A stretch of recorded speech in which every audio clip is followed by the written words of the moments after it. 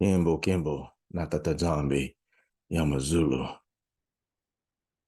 All praise and honor, Kimbo, to the Most High, Tata Nzambi, Yakongo. We give the Most High, Yakongo, so much glory and honor and praise. Um,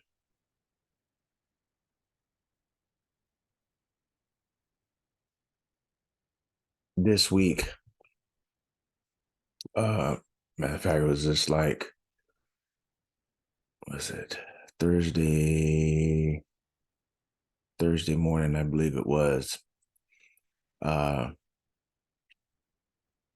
I don't know. I just, I guess I was feeling some kind of way. We was talking about, um, be honest with you, uh, talking about my family and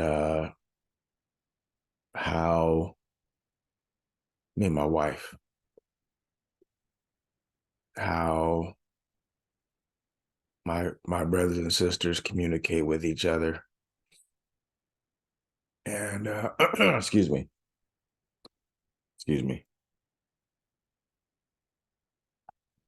and how they don't ever, hardly ever communicate with me. Um, if I don't call them, they don't call me or anything like that. And it's been that way for a long time. So I had the opportunity to talk to my two sisters. And one sister's like, no, it wasn't never nothing. He didn't do anything. Talk to my brother, him the same thing. And talked to my older sister, and she said, well, when you was on Facebook, you said this, that, and the other and everything, and it was really hurtful. And I was like, well, I'm sorry. I tried to make amends, took him out to dinner. And so my wife knew these things that had happened, trying to, you know, establish some type of form of consistent communication with my brothers and sisters. People get old, people pass away, you know, and so my wife let me know that when when your siblings are around you, they may see you, but they also see your father, and that how you represent your father, and it reminds them of, I guess, their childhood, um and it reminds them of what they are not. And she said it's something like,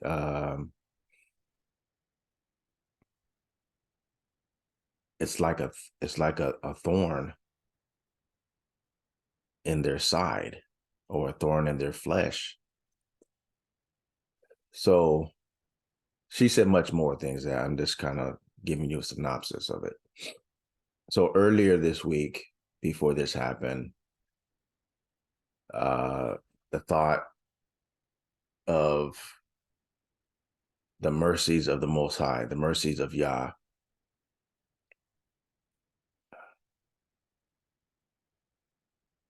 and how his mercy is misconceived, and in some circles, in the most circles, his mercies are misconceived or misunderstood. And there's a smaller circle which his mercies are very well understood. And this conversation I had with my wife kind of brought forth the message for today. Now, I will be giving some scriptures, but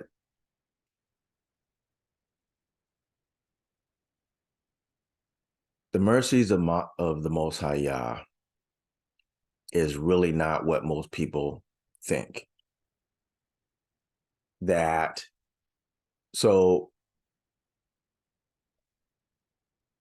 I give an example. I was watching, was it a television show? No, it was a television show, right? And this happens all the time, happens in real life, where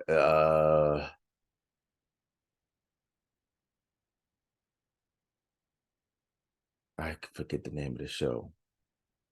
It's in a small Wyoming town, Longmire. It's on Netflix, Longmire, where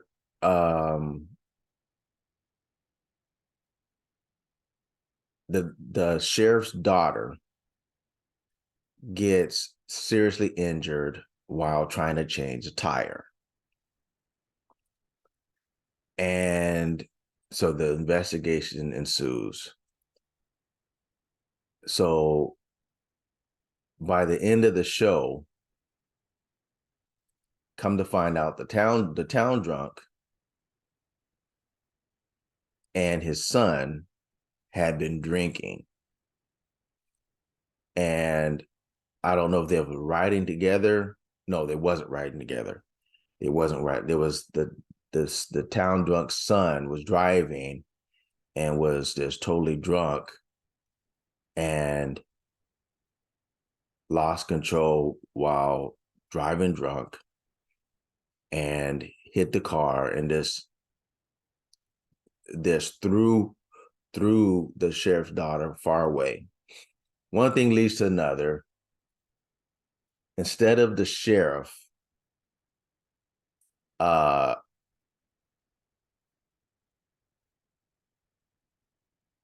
just go ahead and putting the son in jail for whatever the penal code is. And so the town drunk starts pleading with him to not for him to be to blame because he's the one that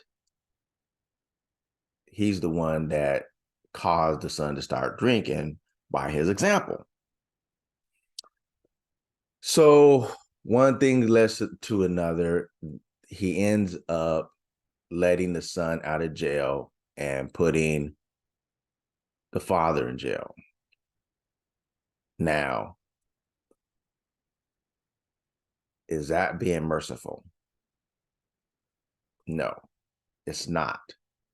Because when you understand the mercies of the Most High and how his mercies really work, is that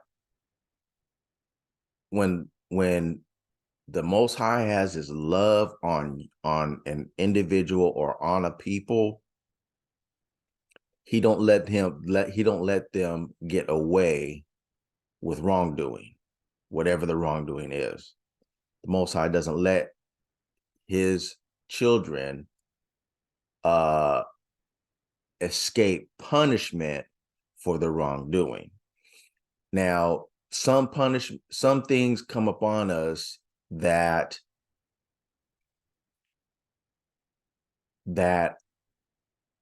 are what they call generational curses.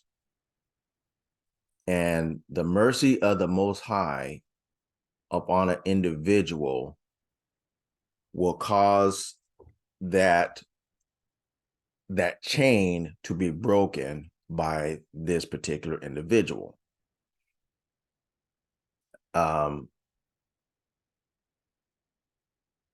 my I'm a uh the mercies of Yah in my life is just like really hard to explain, because there's so many things that have occurred in my life that I did of my own free will, if that's what you want to call it, that could have either killed me or landed me in jail or just my mind completely obliterated and gone.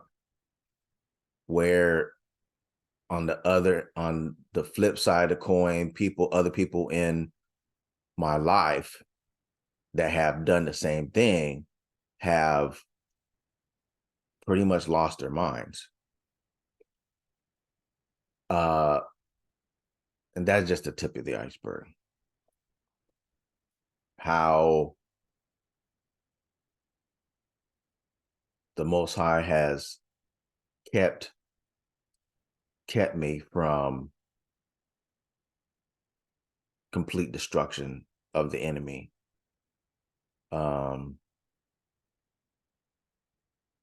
More times than I can, more times than I have, more times than I have time to tell you.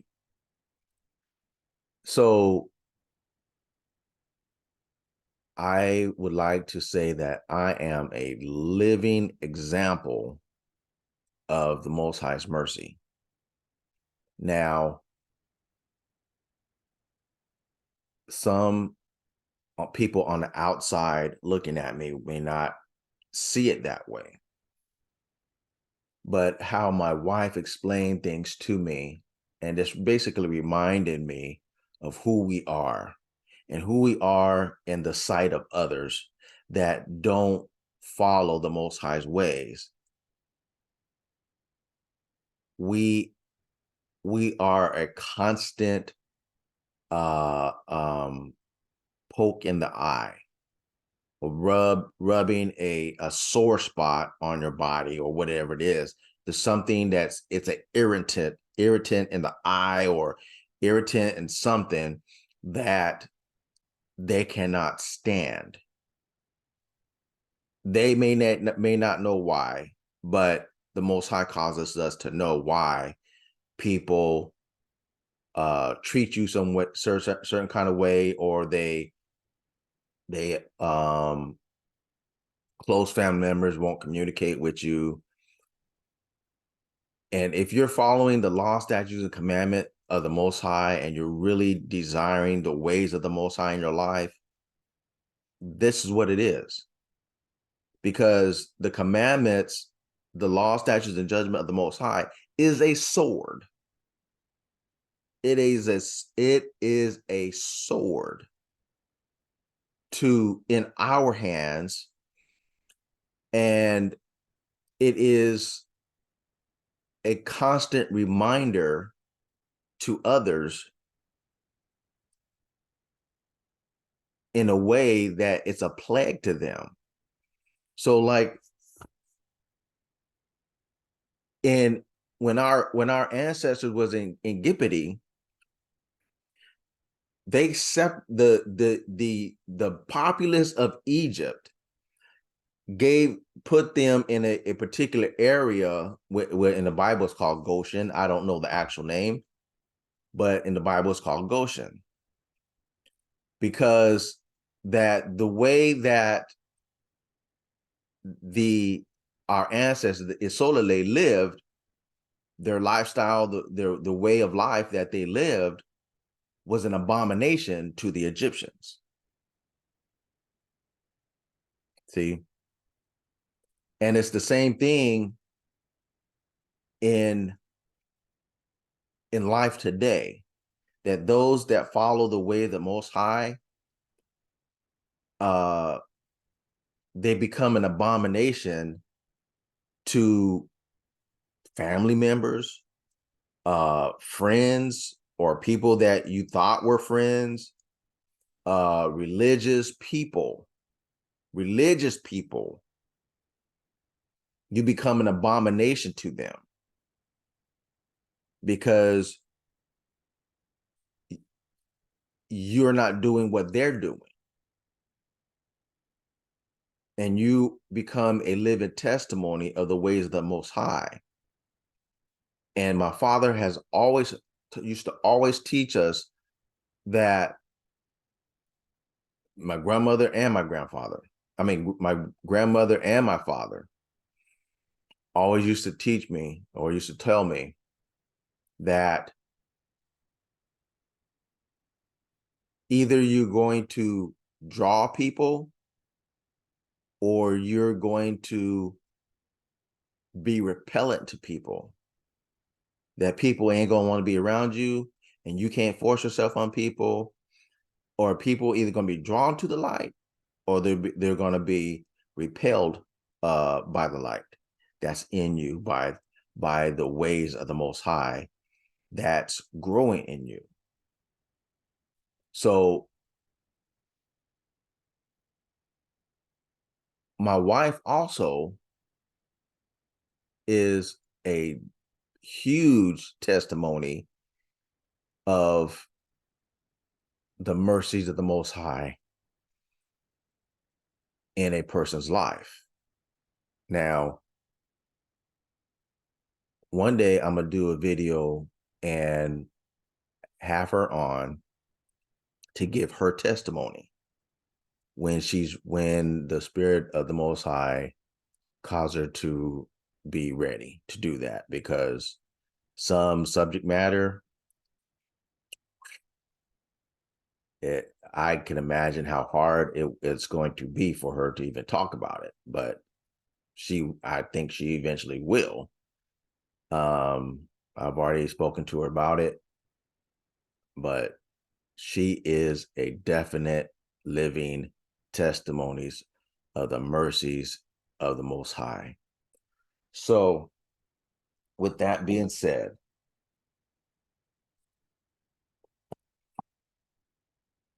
share my screen. Okay.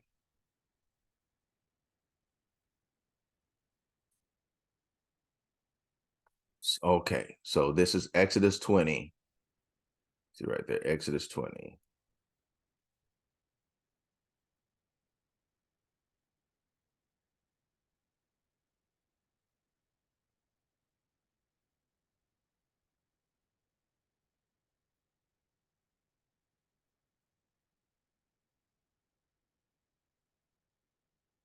Okay. And Yah speak all these words, saying, I am Tata Nzambi thy Infumu, which have brought thee out of the land of Egypt, out of the house of bondage. Thou shalt have no other gods before me. Thou shalt not make unto thee any graven image or any likeness of anything that is in heaven above, or that is in the earth beneath, or that is in the water under the earth. Thou shalt not bow down thyself to them, nor serve them. For I am Tata Nzambi thy Infumu, am a jealous Infumu, visiting the iniquity of the fathers upon the children unto the third and fourth generation of them that hate me, and showing mercy unto thousands of them that love me and keep my commandments. Visiting the iniquity of the fathers upon the children. Now, this is a constant thing that happens in the life of the Mundeli, the Kadi, and Pemba.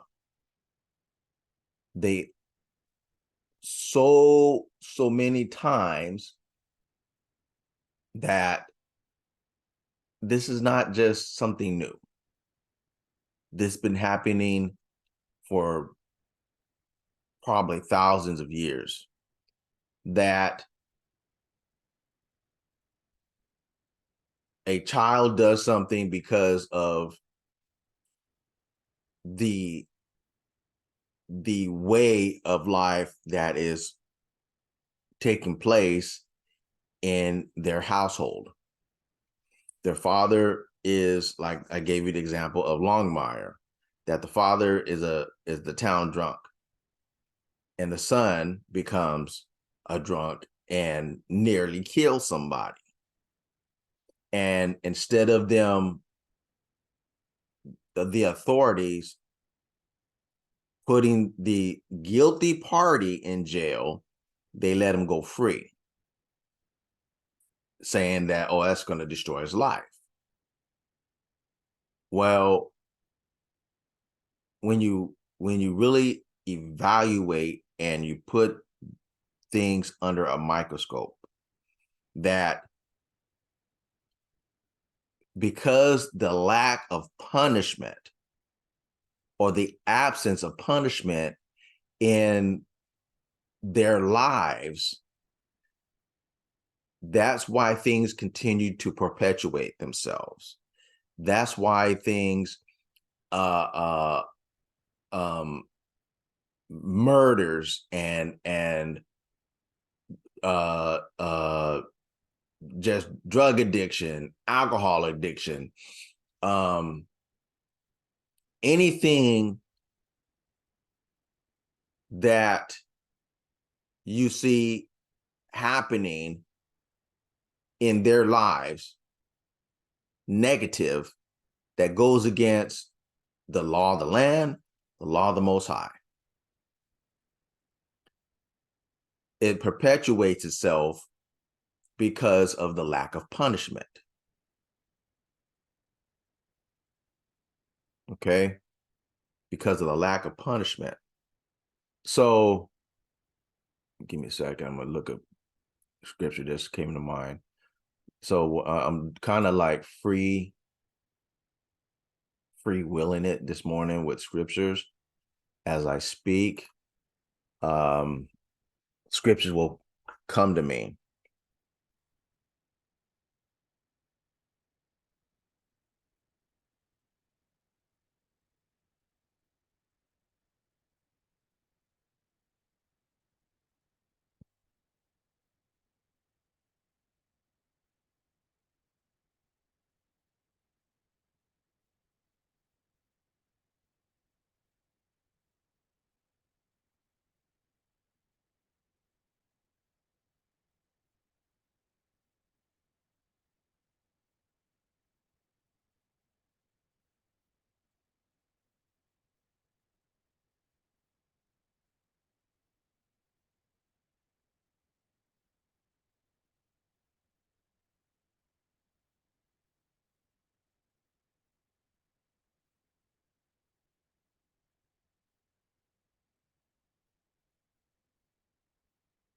Okay. Hebrews 12:6. For whom Tata Nzambi loveth, he chasteneth, and scourgeth every son whom he receiveth. Okay. So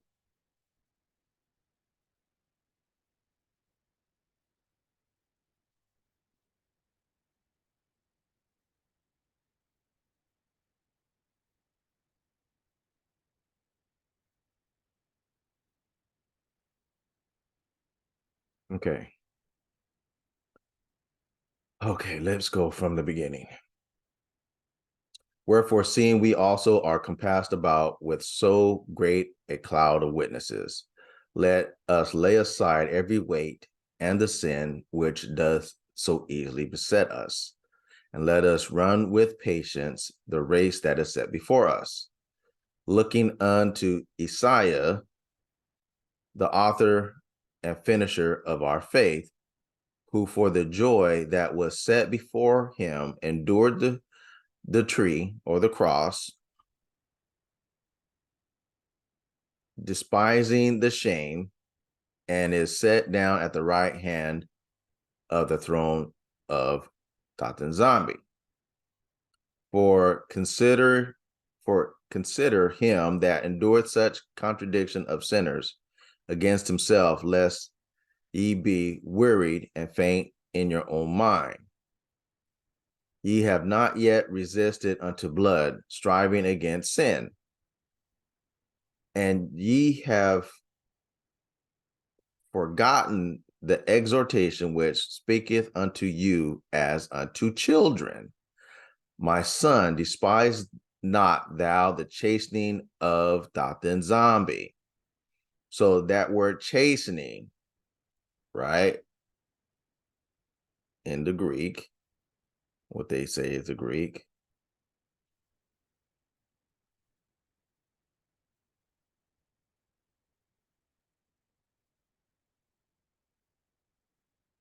hope you can hear Strong's this. G 3809.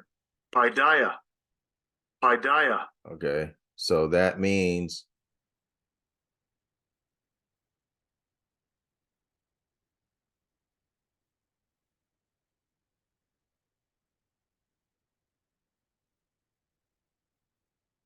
chastening, nurture, instruction, chastisement, the whole training and education of children, which relates to the cultivation of mind and morals, and employs for this purpose, now commands the admonitions, now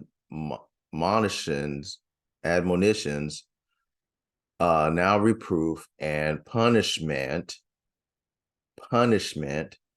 It also includes the training and care of the body. Whatever in adults also cultivates the soul, especially by correcting mistakes and curbing passions. Instruction, which aims to increase virtue, chastisement, chastening of the evils, which Yah visits men for their amendment. Okay. So, for whom, let's see, let me go back up. There we go.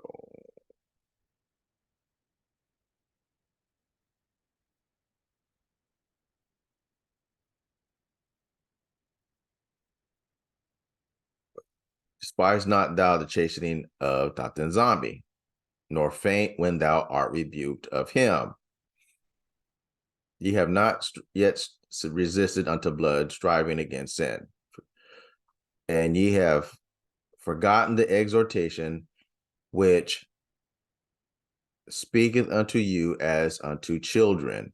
My son, despise not thou the chastening of Tata Nzambi, nor faint when thou art rebuked of him.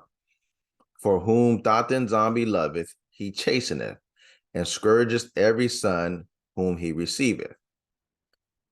If ye endure chastening, Yah dealeth with you as with sons. For what son is he whom the Father chasteneth not? But if ye be without chastisement, whereof all are partakers, then are ye bastards and not sons. So, right here is giving you the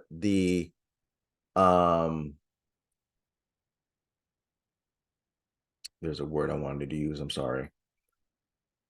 The contrast between visiting the iniquity of the fathers upon the children that hate him, between showing mercy unto thousands of them that love me and keep my commandments, showing the contrast between the two in Hebrews right here, that when you have a heart and a desire to follow the ways of the Most High, told you last week, I believe it was, that your innermost desires, your utmost desires, the thing that you want more than anything, will manifest themselves in your life. And when you want the ways of the Most High, it's not because you decided within yourself that I'm gonna start keeping the commandments. It really, really, really doesn't work that way. A desire has to be put inside of us, where here it says that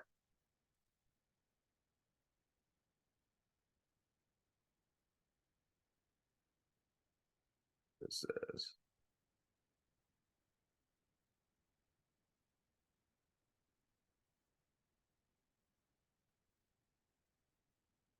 if ye endure chastening, Tata Nzambi dealeth with you as with sons. So that's the mercy of the Most High, where it's talking about right here. And showing mercy unto thousands of them that love me and keep my commandments. So I know some people are probably thinking, well, ain't that a contradiction? If you're being chastised, aren't you not keeping the commandments? Are you if you are sinning? So years ago, I had many conversations with my wife. This is many years ago, not many years ago, but quite a few years ago, that Christianity wants to label everybody as sinners, where they are, like always say, sinners saved by grace, right? But the Bible has said, all have sinned and come short of the glory of Yah. Now, Yah knows those he has chosen. Yah knows those he has chosen. And those he have chosen will, at some time in their life, go through the process of coming back to him. I'm just stating this just slightly, because I'm not going to try to testify for my wife. But my wife was not ever raised in any type of spirituality, basically. But because of, I think, now this is just my own perspective, that being raised in the South, church is kind of a big part of Southern culture. I'm pretty much whatever state of the South you grew up in, for the most part, it's kind of ingrained in the Southern culture that living in California, that's not part of the culture. Even if you don't go to church, you have the lingo of church people. It's just ingrained in the society, right? But it doesn't mean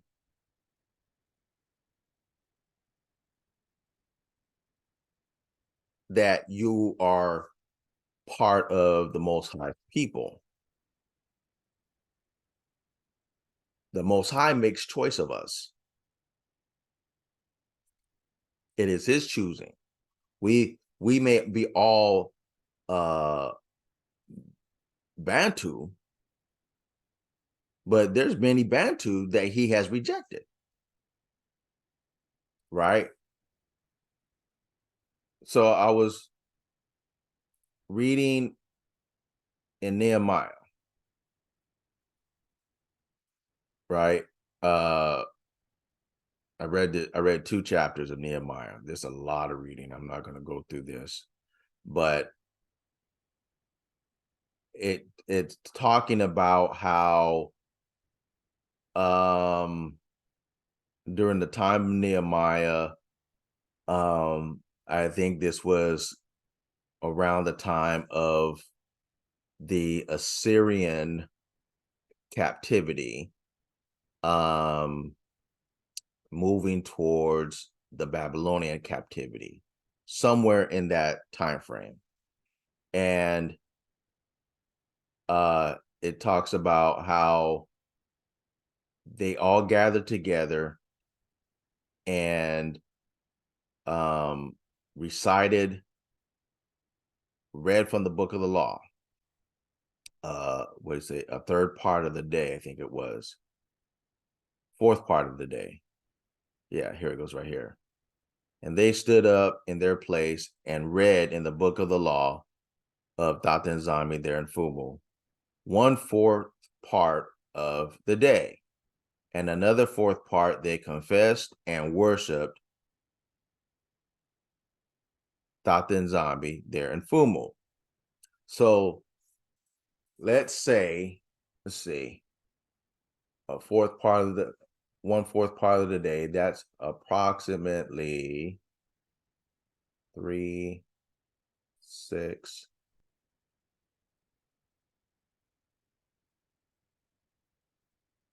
That's like 3 hours. Say you're starting at 6 o'clock in the morning. A 4th part of the day would be from 6 to 9. And the other 4th part of the day, from 9 to 11, 12, no, 10, 9, 10, 11, 12 o'clock, right? So they read the book of the law from a 4th part of the day, example, 6 o'clock to 9 o'clock. And then they confessed their sins and worshiped the other 4th part from 9 to 12, right?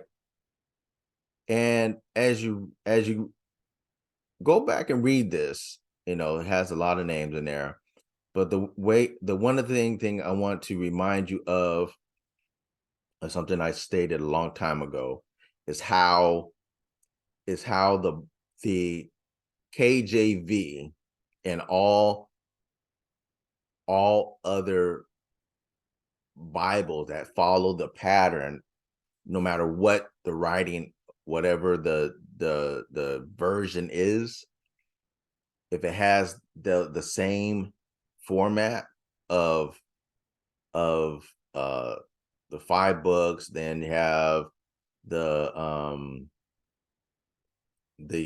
basically Joshua, the Chronicles, and all that, the format of what they call the Old Testament, is it gives you a misconception of time and events and people.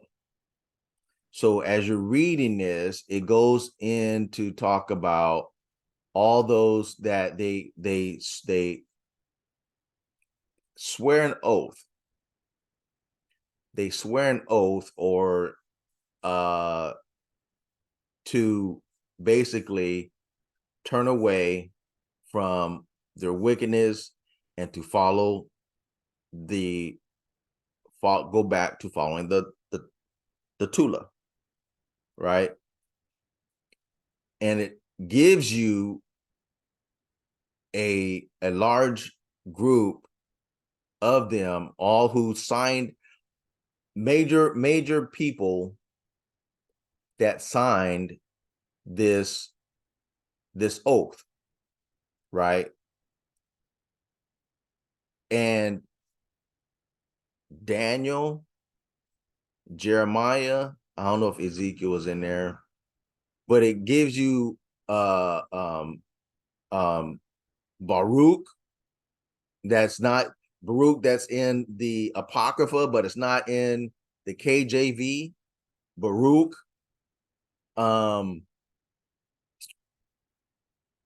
Just trying to remember on top of my head.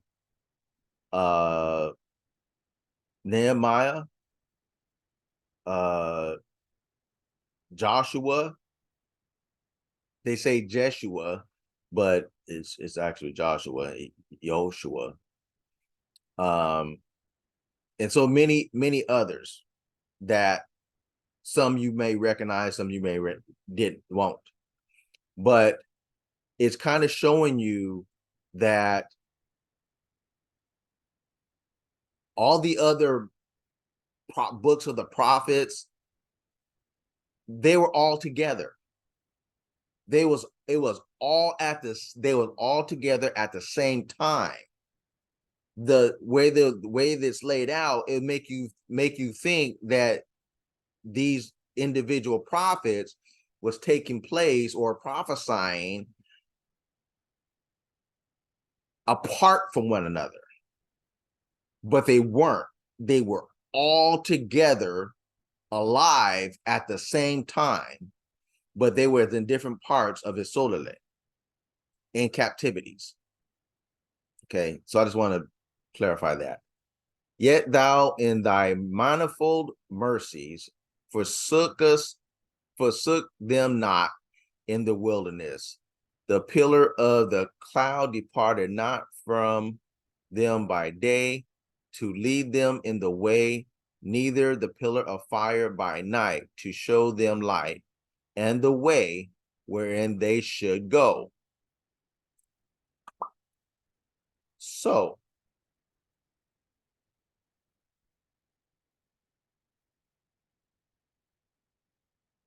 this in Nehemiah, he's going through a sequence of events. He's recounting the Exodus and how merciful Tata Nzambi was to Isolele, and how our ancestors rebelled against Tata Nzambi, and how he brought different calamities upon them. And when they cried unto Tata Nzambi, he heard and he forgave and restored.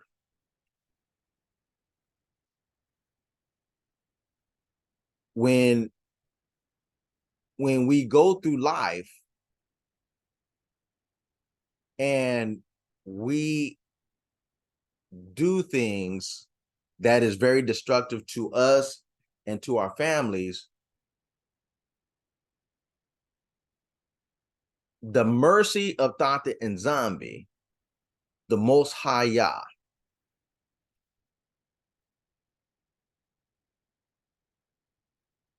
if his mercy and his love is upon us, he will cause something to happen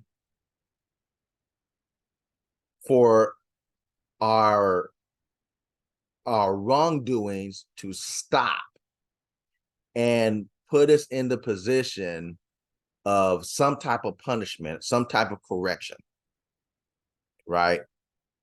Same as when we were children and we disobeyed our parents, or we did something that our parents told us not to do, or we didn't do something they told us to do. At least I got a whooping. I know my wife, she got whoopings.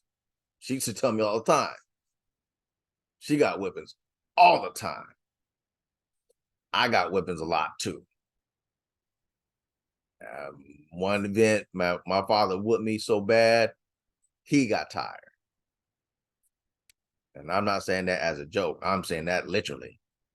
When somebody whooping you and they have to stop and catch a breather, wipe the sweat from the brow, you getting it laid on you. Telling you, it was literally like that. Anyway, but those punishments, those corrections, that's mercy. That's mercy. That's really mercy. When you don't experience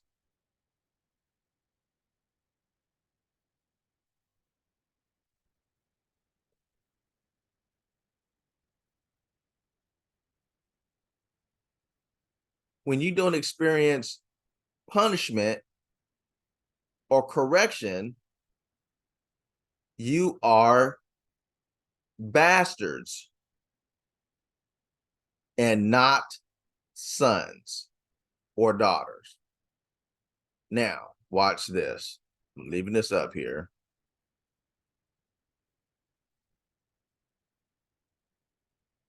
So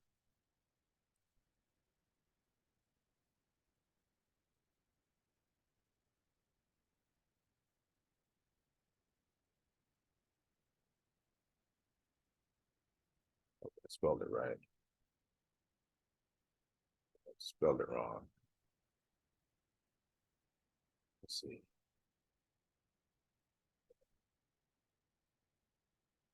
Oh, I did spell it wrong. Okay. Didn't give me a correction. Okay, just try that.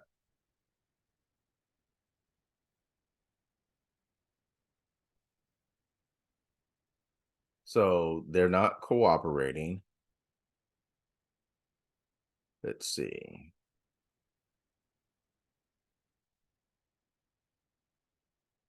Because I know it's in the law. I've read it. There you go. A bastard shall not enter into the congregation of Tata Nzambi, even to his 10th generation shall he not enter into the congregation of Tata Nzambi. Right there.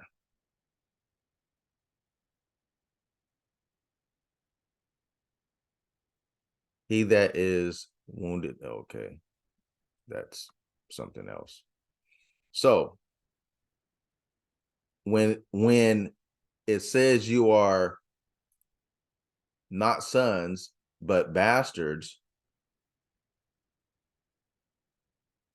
is very serious. Now, how the Most High views a bastard is not the same context of how it is understood today, right? It's not understood the same way.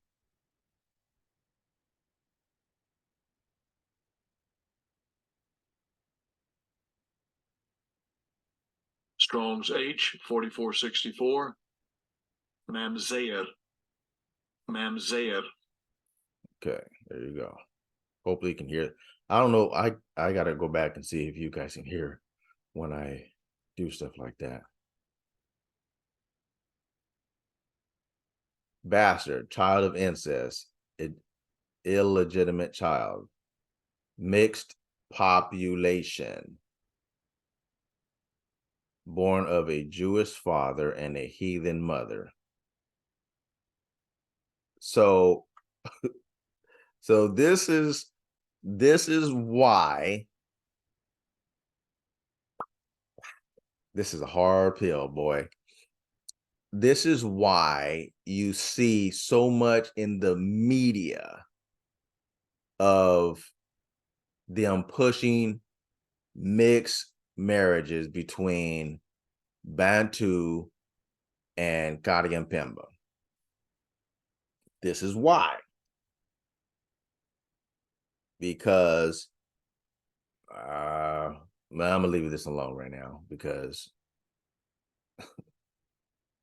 you know somebody else. Anyway, I'm not gonna say any more on this. But so anyway, the mercies of the Most High. This is the mercies of the Most High. That when we get corrected, if I had not gotten busted in the military,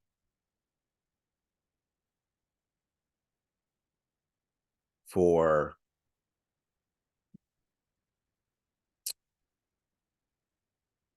not necessarily drug possession, but they knew I was doing stuff. I was smoking.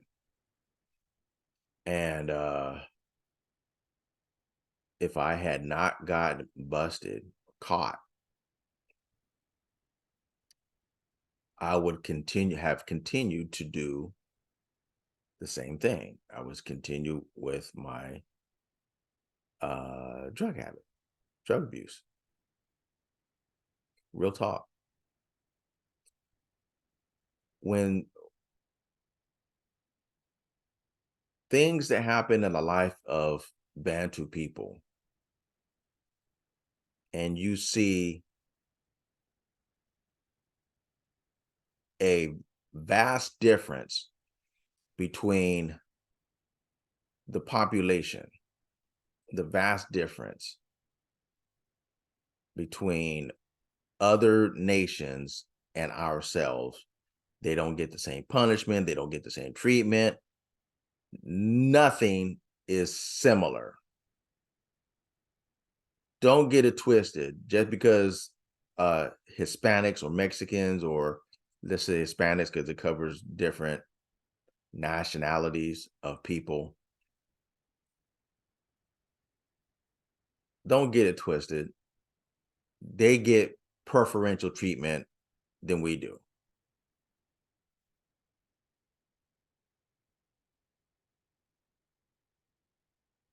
A heathen is a heathen is a heathen, no matter what color of skin, no matter where they come from. A heathen is a heathen is a heathen is a pagan is a pagan. And when we experience things,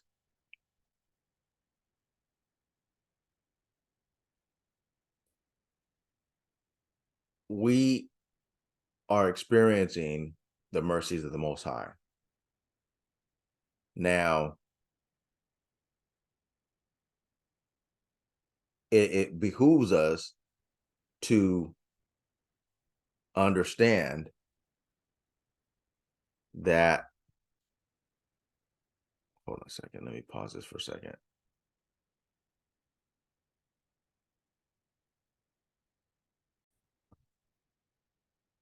Okay. Back to this. Okay. So, as I was saying, it is all pertaining to the mercies of the Most High. Now, some of it could be the destruction of us because we will not adhere. I ain't gonna lie to you. I see people struggling, and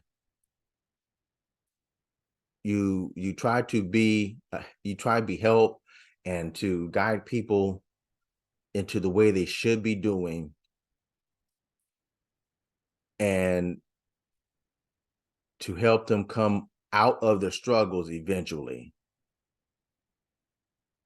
But it's beyond, it's just not for everybody.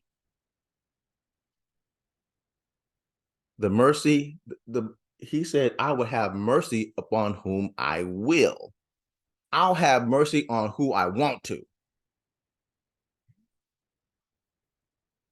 That's what he said in the Psalms.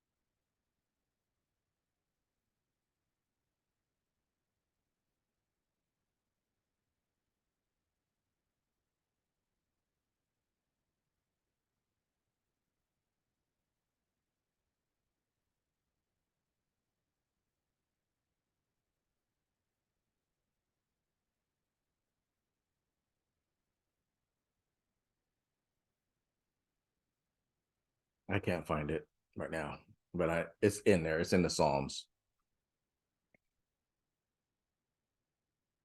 So anyway, he said he would have mercy upon whom he will.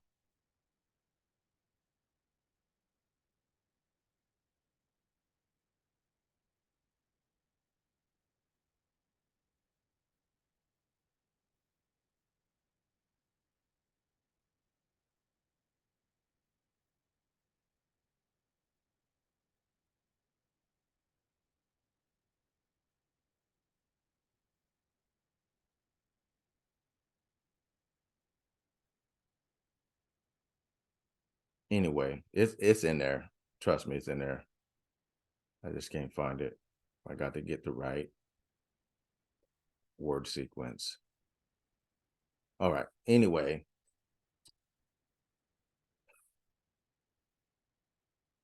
so as I was thinking of this lesson, that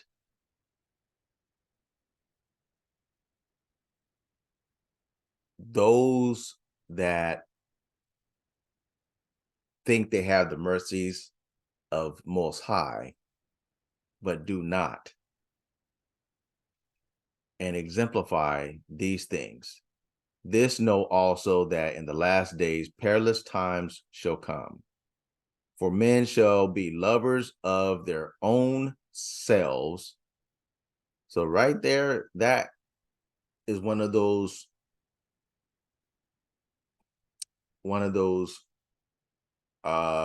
descriptions of an activity that will actually cover more than one specific thing.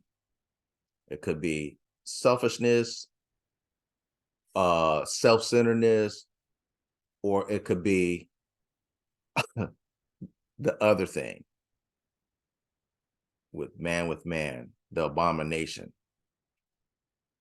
Covetous, boasters, proud, blasphemers, disobedient to parents, unthankful, unholy, without natural affection,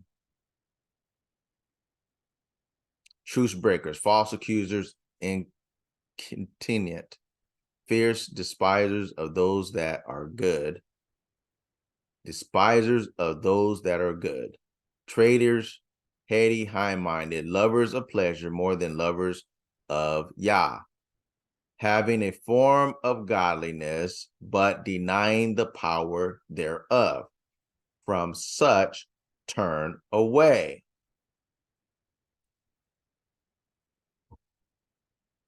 If you want the mercy of the Most High to be taken from you, continue to hang out with those people. So when he says, be not unequally yoked together with unbelievers, that's not just talking about marriage. Be not unequally yoked together with unbelievers. You have two people or more than two people with different mindsets. And it's like mingling fresh water with salt water. When you mingle fresh water with salt water, or bitter water, that basically water that you can't drink, the fresh water always gets tainted. It will never turn salt water to drinking water, or bitter water into drinking water. Won't do it. That's why the Most High told us to be ye separate. That when you hang out with people that don't have the same mindset as you,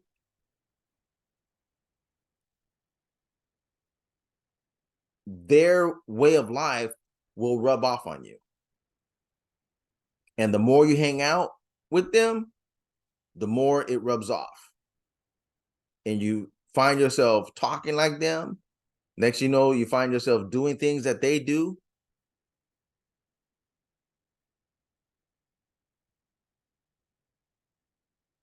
I was always uncomfortable going, my former associate of my father's that we all grew up with used to have yearly barbecues at the park where I grew up, in the town I grew up. And so I went with my brother one day. I met him over there, and he was helping out, and and we were invited because we was all real close growing up, and we still had association with them. And the more people start coming, the more uncomfortable I actually got. And these a lot of people I actually knew, and it just got to a point where I just got so uncomfortable. I could not sit still. I could not enjoy myself. And I told my brother, I said, I'm very uncomfortable. I'm getting ready to leave. He goes, "All right, man, hang out, man, hang out." I was like, "I can't, man. I'm just so uncomfortable." "You're not uncomfortable?" And he goes, "No." And I'm like, wow. So I left. My brother stayed. But my brother's no longer in the truth. Just that simple. So this kind of goes back to the offset of my conversation, my speaking, of what my wife was telling me, that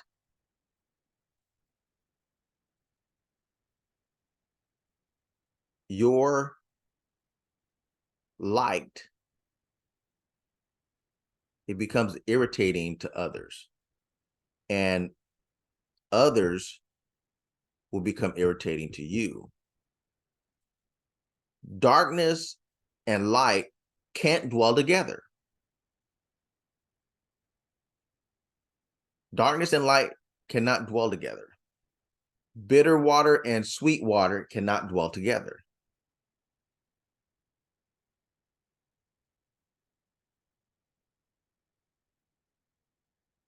That's it.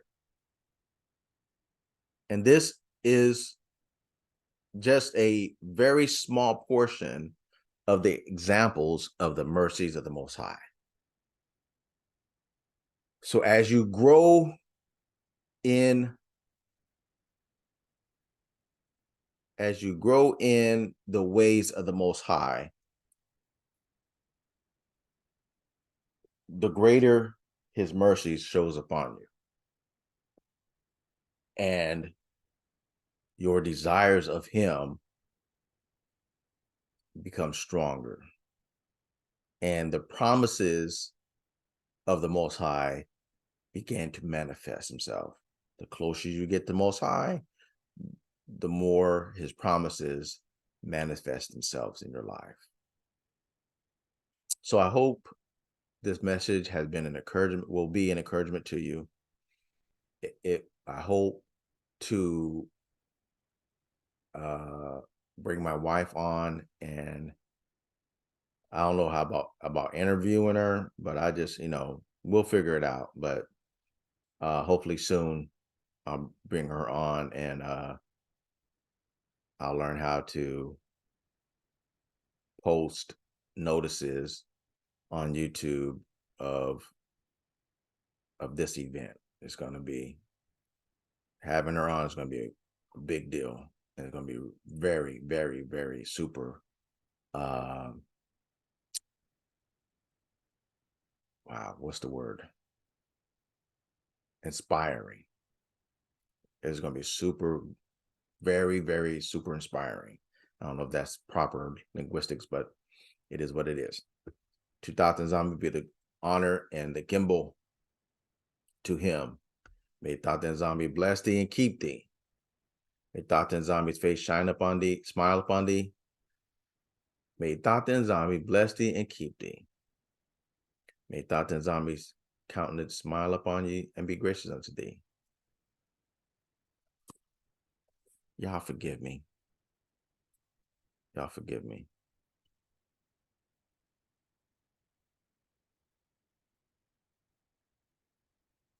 Forgive me, forgive me, forgive me, forgive me.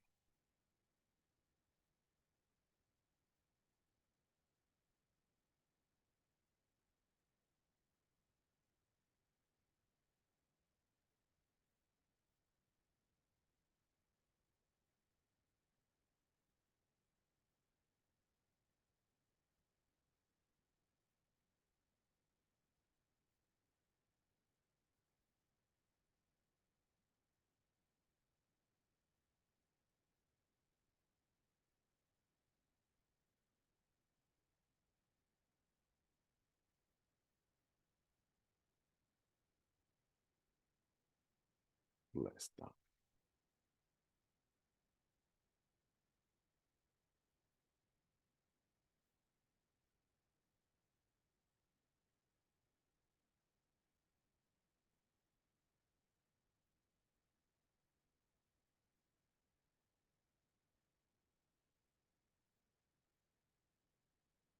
I'm sorry.